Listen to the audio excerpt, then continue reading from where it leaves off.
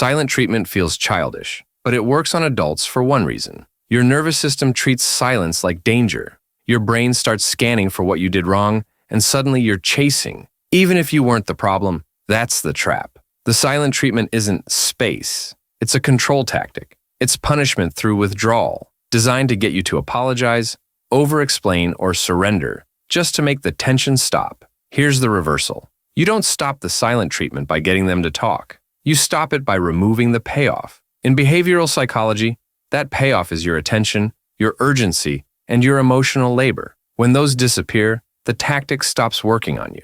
Research on social exclusion shows why this feels so intense. Psychologists call it ostracism, and studies using simple exclusion games find it reliably triggers threat responses, your need to belong, your sense of control, your self-esteem. In plain English, silence hits like a slap, even when nothing physical happened. In relationship psychology, this pattern is often called stonewalling.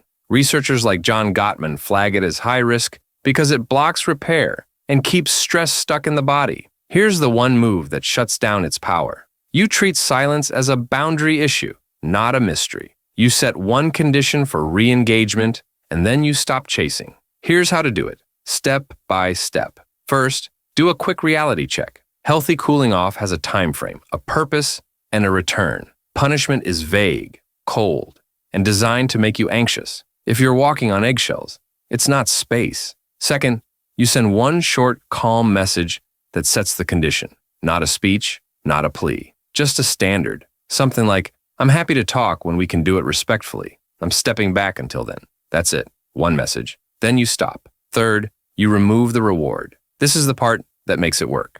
No follow-ups, no double texts, no emotional essays, no checking their status, no fishing for hints. You go quiet too, but not as punishment, as protection. You redirect your energy back into your life. Work, friends, routine, sleep. You behave like a person who is not available for emotional hostage situations. Why this works? Silent treatment often runs on intermittent reinforcement. They go cold, then warm, then cold again.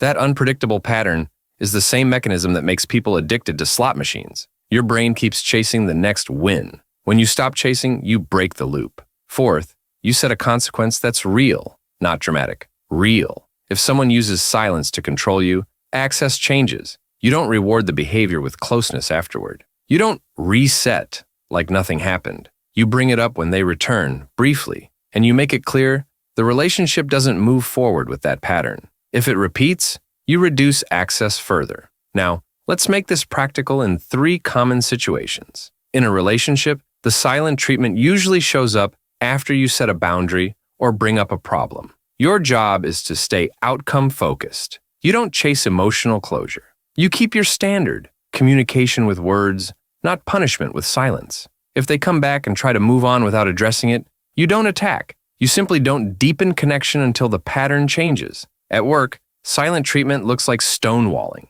No replies, freezing you out, ignoring input. The win here is procedural. You move communication to written channels, document timelines, and involve the process instead of their mood. That's not petty. It's boundary setting for professionals. When silence stops controlling your next move, you keep your credibility. With family, silent treatment often comes wrapped in guilt. The goal is to make you crawl back and make it right. The move stays the same. One calm standard, then distance. You don't negotiate with withdrawal. You keep contact respectful and limited, and you don't hand your peace over to someone who uses silence as leverage. A quick warning. The first time you do this, you might see escalation, more guilt, more accusation, or suddenly they talk just to pull you back into the chase. That's reactance. When people feel they're losing control, they push harder to get it back. Don't mistake that for it didn't work. That's the tactic fighting for oxygen. The real goal isn't to force them to communicate. The goal is to protect your mind.